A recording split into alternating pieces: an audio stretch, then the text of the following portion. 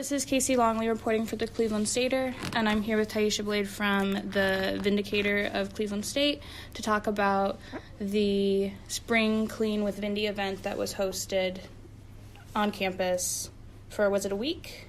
It was actually 2 weeks, the week that we returned from spring break to the 1st, but we just extended the deadline, so it's going to go until the 19th. Okay, cool.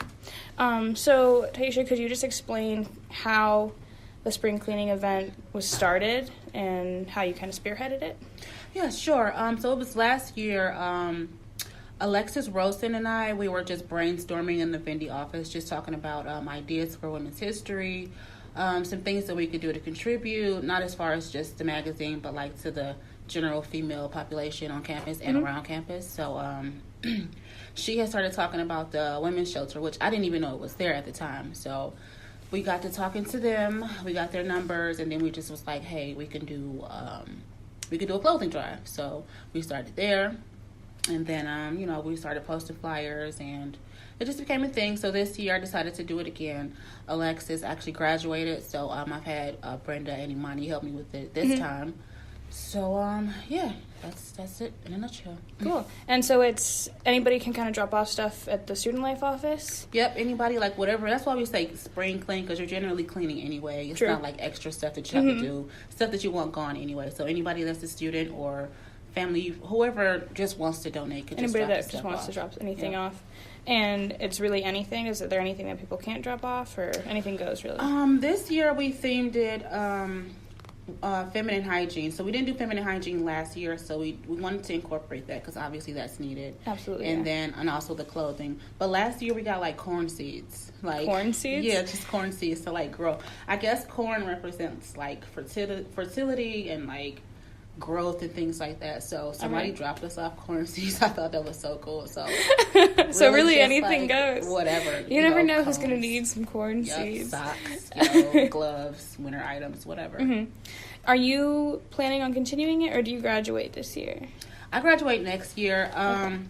So I'll probably try to keep it going because you need help. You need those resources, and you never know when somebody else needs them too. So once I do graduate, I'll try to pass that on to whoever pass the still torch here and see, and hopefully they can keep helping and keep that going.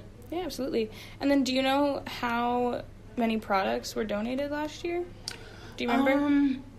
Well, I can't really describe the dimensions of the bins, but we had 2 bins. So the one was out here in front of the Vindicator's office, and the other was in student life. But this year we only have 1 bin, and that bin is already pretty full. Okay. It's like, I don't know if you can imagine, storage totes. So the ones are like this, maybe like this high. So yeah, for sure. Bam. I know they can't hear on the podcast, but so those were the sizes of the ones last year, and the one that's up there now is the same size. So it's getting pretty full. I actually have to go over there and man it and manage it to make sure it's not spilling over and everything. So it's doing pretty well. When I did turn it in, she said that it was a good size, and they normally get those size totes. So I guess it was pretty good. Turned out pretty good last year. Awesome. How come you guys extended the deadline this year? Is it just because you wanted to give it more time, or was there a specific reason? I wanted to give it more time. And then spring break was kind of weird, so we didn't really get everything rolling like how we did last year before spring break. So yeah. Okay, sweet. And then for anybody listening on the podcast, just some information on the women's shelter. It is located on 2227 Payne Avenue, and their number is 216-479-0020. And they're focused on advocating for women. So I know you kind of talked about it briefly, but I know you and Alexis had discussed doing something for the shelter. Is there a specific reason you chose this location, or... She actually brought it up a lot, and I think it's more so because it's close to campus. You know what I mean? And convenient. We get those people a lot, and it wasn't necessarily the convenience. It's just that we see them so often that it just kind of affects us as students because we have certain resources like that on our campus. So we wanted to collaborate with them a little bit. So just kind of hit home really close. So.